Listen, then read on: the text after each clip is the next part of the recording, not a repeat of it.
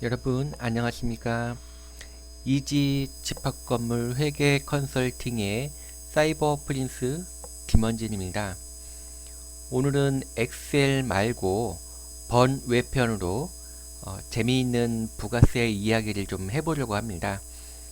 관리사무소와 관련되어 있는 세금계산서 관련된 내용이기 때문에 관리사무소에서 근무하시는 여러분들에게 좀 관심이 있는 사항이 될 수가 있고 또 재밌는 이야기가 될 수 있을 거예요.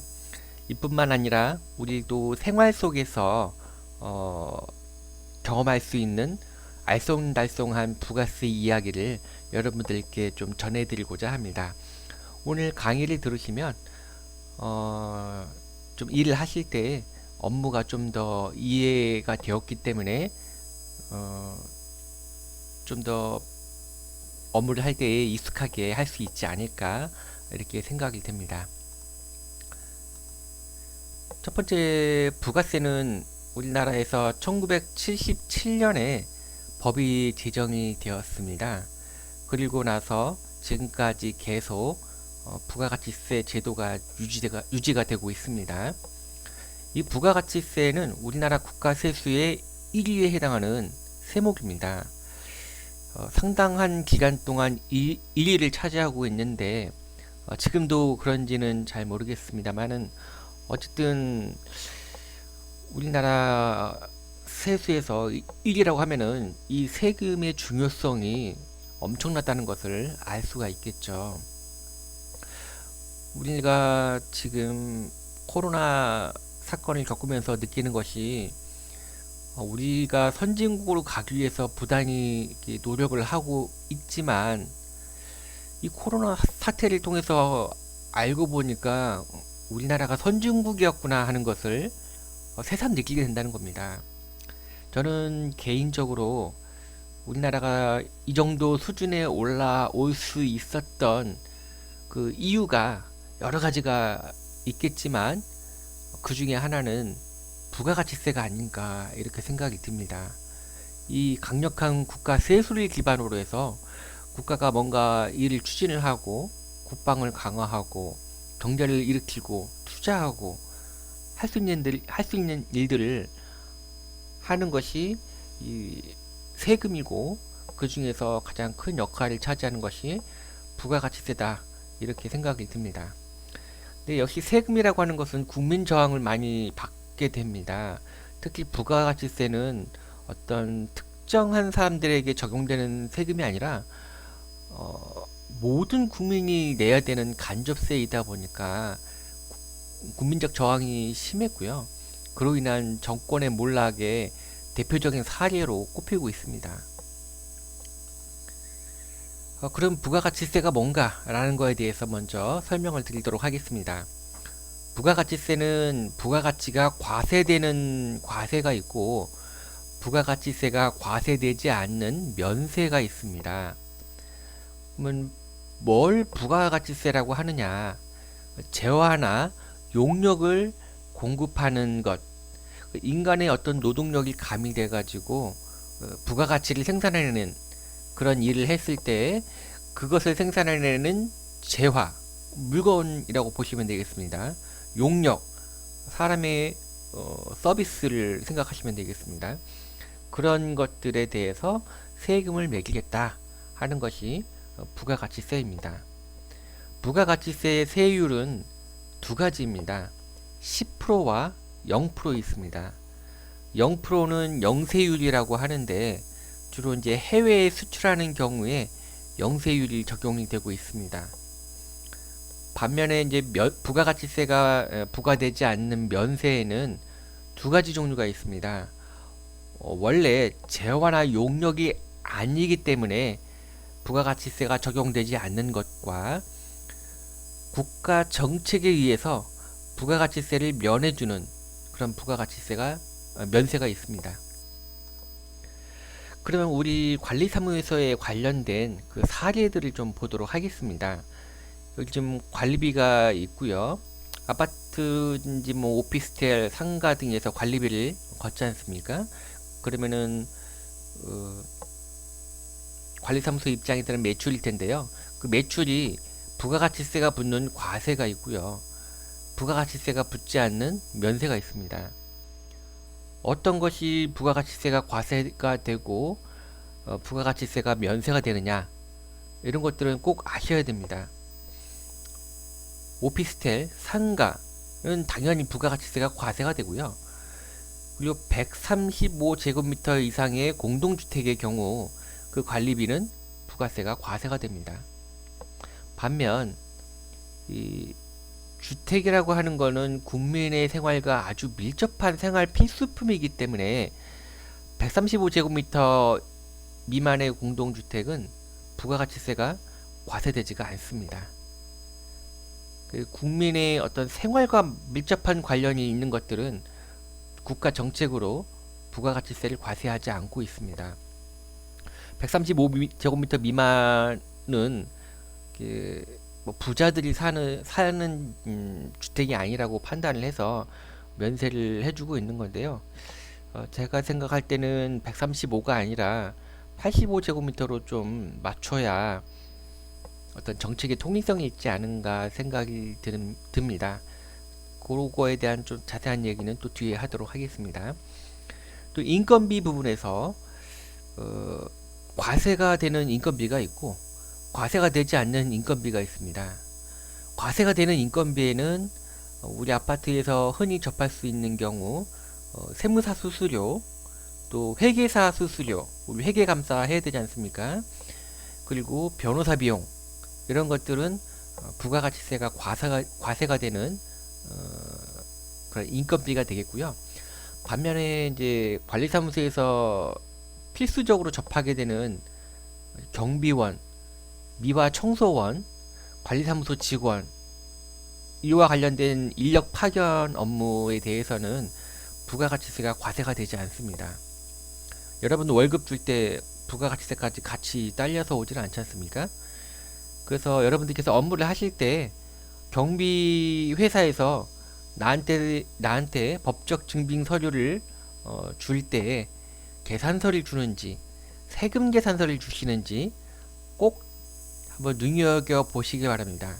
경비업체, 청소업체에서는 세금 계산서가 아니라 계산서를 발행해 줍니다. 꼭 확인해 보시기 바랍니다. 또 오수와 관련된 부분입니다. 오수는 쉽게 얘기하면 똥오줌을 말합니다.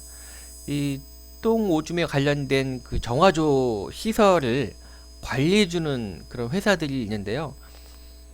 이 회사들이 보통 뭐 약 계약에 의해서 일주일에 한 번 또는 뭐 2주에 한 번 정도 관리사무소에 와가지고 상태를 점검을 합니다. 정화조 시설이 잘 돌아가는지. 요거는 부가가치세가 과세가 되고요. 구청에서 지정한 업체가 와가지고 1년에 한 번 똥오줌을 퍼가는 그런 일을 해주는 경우는 부가가치세가 면세가 됩니다. 신기하죠? 어떤 건 같은 정화조 관련된 업무임에도 불구하고 정화조 청소는 면세이고 관리는 과세라는 겁니다. 또 관리사무소에서 접할 수 있는 것 중에 하나가 소독이 있죠.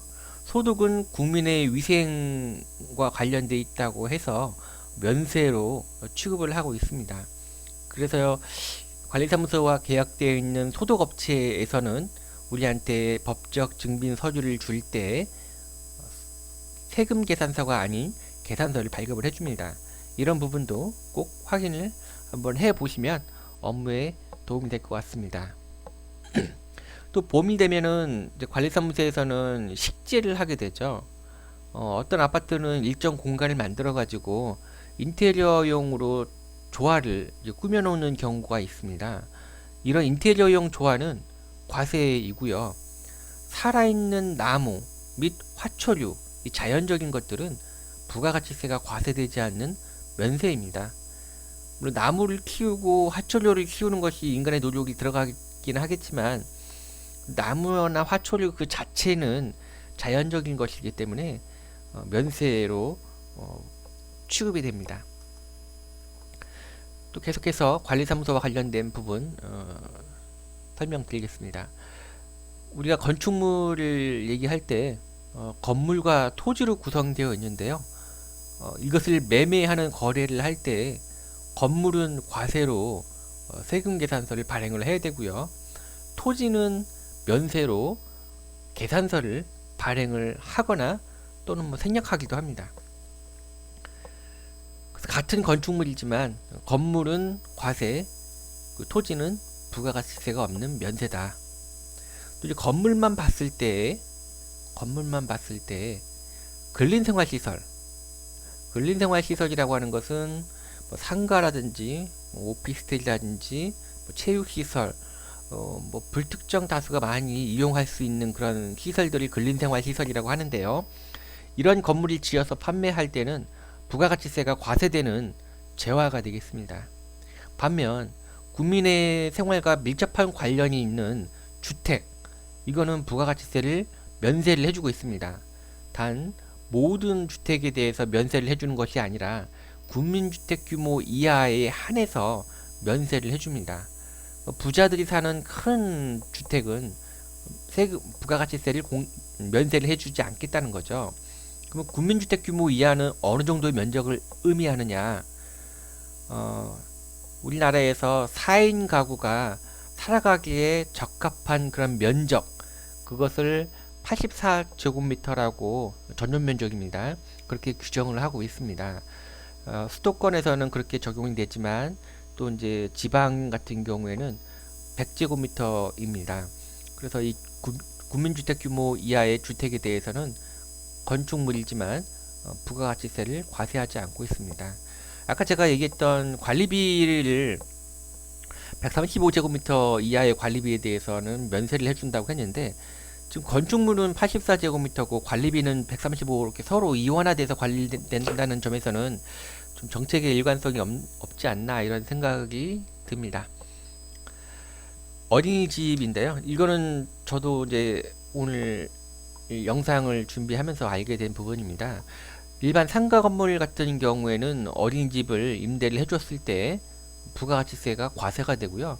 아파트의 어린이집 임대는 부가가치세가 과세가 되지 않는 면세입니다. 따라서 여러분들이 큰 아파트에서 근무하시는 경리라고 한다면 그 어린이집을 공공기관에 임대해 준 것이 아니라고 한다면, 공공기관에 무상 임대해 준 것이 아니라고 한다면 계산서를 발행을 해 주셔야 한다는 거죠. 세금 계산서가 아니고. 또 아파트에서 신문을 보게 되는데요. 신문 같은 경우도 신문 기사에 관련된 것은 면세입니다. 그런데 신문에 관련된 광고, 이 광고료는 과세가 되겠습니다. 여러분 아파트에서도 게시판 광고에 대해서 광고료를 받죠. 그 광고료를 받을 때 부가세 받으십니까? 네, 받죠. 받아야 됩니다. 그래서 경리분들이 세금 계산서를 발행해 줄 때 과세인 세금 계산서로 발행을 해주는 것입니다.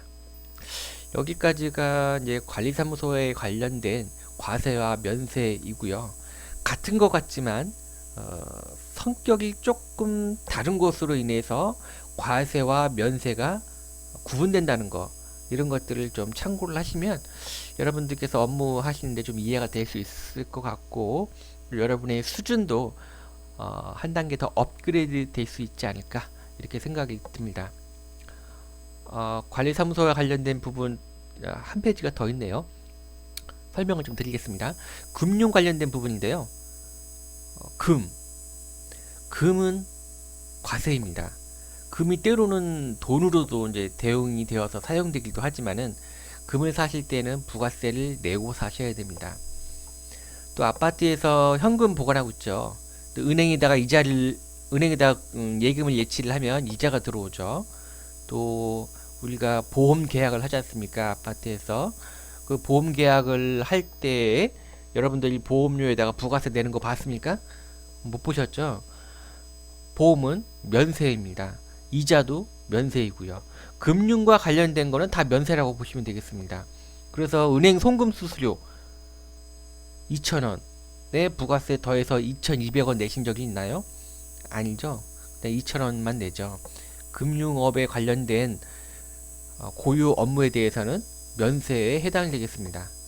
복권도 돈과 직접 관련이 있는 거기 때문에 부가가치세가 과세되지 않는 면세입니다. 단 복권 중에서도 복권을 발행하는 업체로부터 복권을 발급을 대행해준 업체, 우리 지나다니면은 복권, 이렇게 로또 복권 이렇게 파는 업체들 있죠. 그런 업체들은 복권 발행 대행 수수료를 받습니다. 복권 판매 대행 수수료. 그거는 과세입니다. 근데 복권을 발행하는 그 업체는 면세에 해당이 되겠습니다.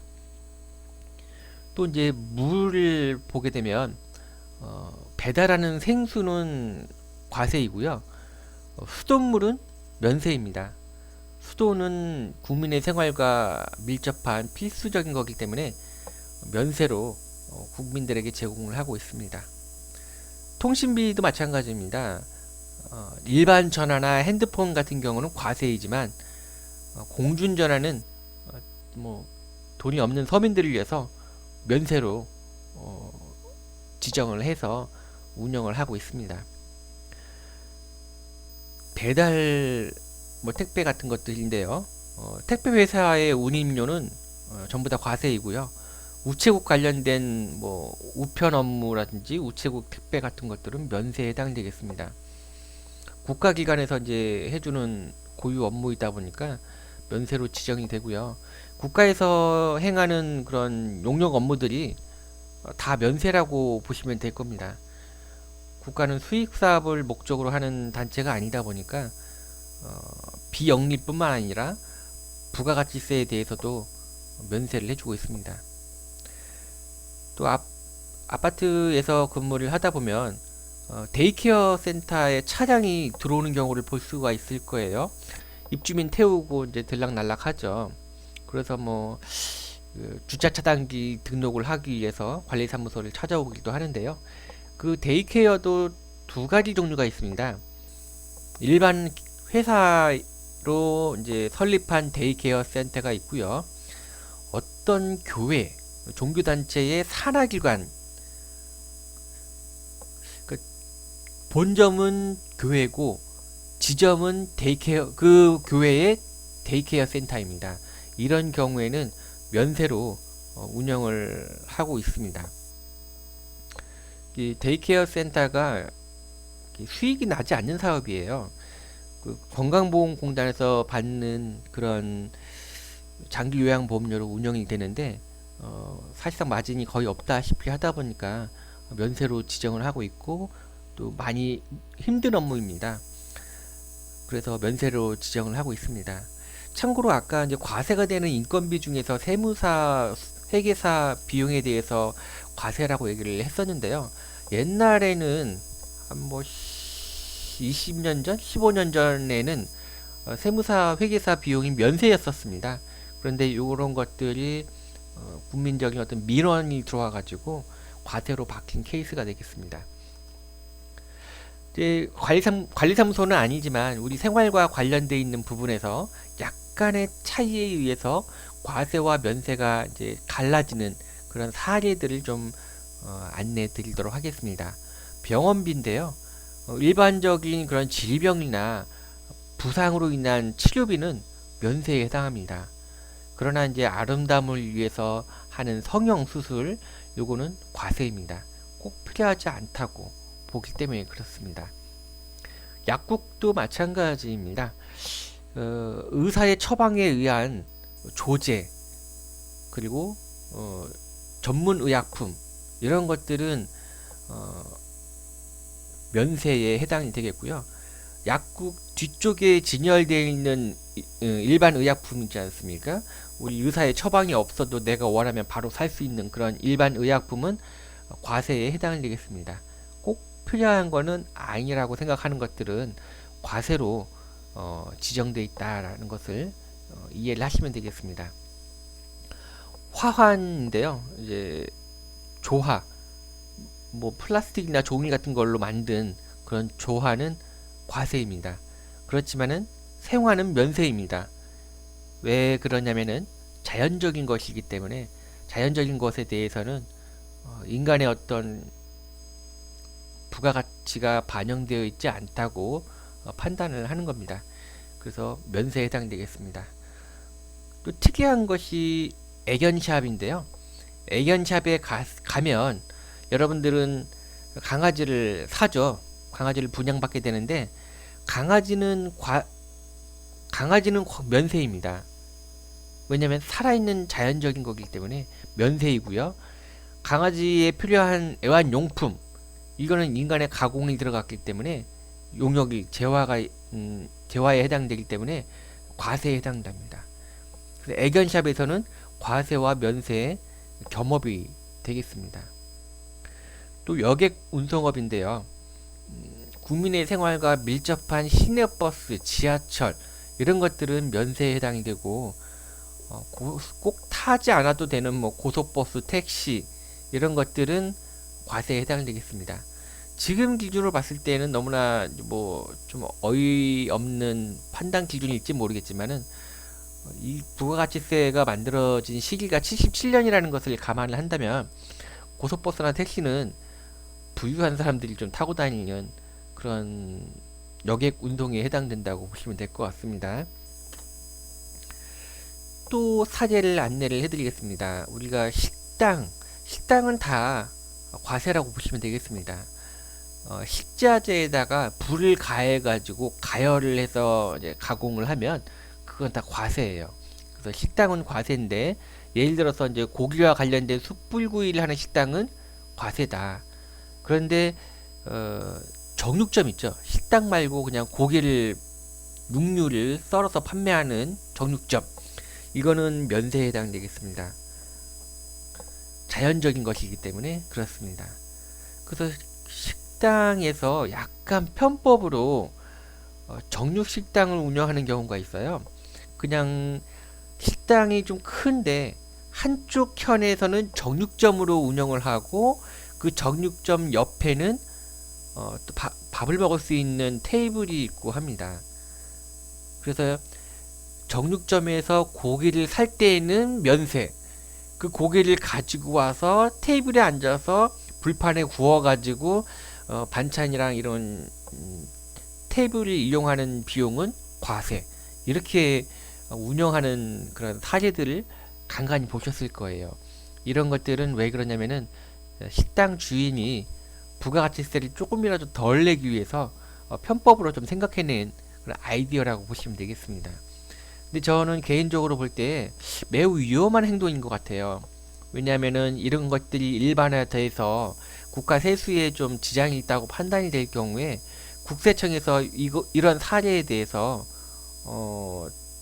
또 어떤 결과를 낼 수가 있어요. 이게 합법인지 불법인지. 만약에 이렇게 하는 행위가 편법에 해당한다. 그래서 그 정육식당에서 판매하는 모든 것은 과세다 라고 이제 판단을 해버리면은 그동안 팔았던 그 고기에 대해서 전부 부가가치세를 내야 되는데 손님들은 이미 돈 내고 갔기 때문에 이미 떠난 사람한테 돈 받을 수는 없고 모든 것을 그 식당 주인이 세금 폭탄을 맞을 수밖에 없는 거죠. 매우 위험한 행동이 아닌가 이렇게 생각이 좀 듭니다. 또 오징어 같은 경우도 맥반석에 가열을 하면 과세이고요. 불로 열을 이제 가하면 과세입니다. 근데 자연적으로 햇볕에 말렸다 그러면 이거는 면세에 해당되겠습니다. 특이하죠. 오묘한 그런 차이 때문에 내가 이제 이거 오징어를 살 때 10%를 더 내야 되느냐 덜 내느냐가 이제 갈리는 겁니다. 또 도서출판은 기본적으로 면세입니다. 국민의 어떤 공부, 학업 이런 거와 관련되어 있기 때문에 면세를 해주고 있습니다. 근데 책보다도 뭐 장난감이 상당적인 비율을 차지하는 경우가 있어요. 그런 경우에는 이거는 이제 책이 아니라 장난감으로 봐가지고 과세 몇 프로 이상 장난감이 차지를 하면 과세다 이런 또 규정들이 있습니다. 학원 교육과 관련된 학원도 기본적으로는 면세입니다. 특히 인허가를 받은 학원 같은 경우 입시, 태권도 이런 것들은 과세다 라고 보시면 되겠고요. 인허가를 받지 않은 그런 어떤 일반적인 것들 그런 학원들은 과세다 라고 보시면 되겠습니다. 또 우유도 마찬가지인데요. 흰 우유는 면세입니다. 기본적으로 우유라고 하는 것은 소의 젖에서 짜는 것이다 보니까 자연적으로 봐서 면세인데요. 여기에다가 사람들의 어떤 부가가치가 가미된 가공우유, 딸기우유, 저지방우유, 고칼슘 우유에는 부가가치세 10%가 과세가 됩니다. 이런 또 오묘한 차이가 있다는 거 좀 재미삼아 알아두시고요. 또 이제 종이와 관련된 펄프, 화장지는 과세예요. 그런데 여성 생리대는 면세입니다. 이것도 국가 정책에 의해서 면세가 되었는데요. 전에는 여성 생리대가 면세가 아니라 과세였어요. 근데 한 10년, 7년 전쯤 여성분들께서 이런 거에 대한 요구사항이 정치인들에게 어필이 있었고요. 이런 것들을 정치권에서 수용을 해줘가지고 여성의 생리대도 필수적이다 라고 이제 판단을 해서 정책에 반영을 해서 면세로 지정을 하고 있습니다. 농산물도 마찬가지입니다. 농수산물 열처리가 들어가면은 가공품으로 간주가 되고 과세입니다. 그렇지만 가공하지 않은 그런 농수산물은 면세에 해당한다. 단순히 껍질을 벗기고 썰어 놓은 것은 가공이라고 볼 수가 없습니다. 그래서 그런 것들은 면세에 해당한다. 요즘은 잘 안 쓰는 건데요. 난방에 관련된 연탄도 뭐 1977년 부가세가 만들어졌던 그 당시를 생각하신다면 많이 썼던 재화인데요.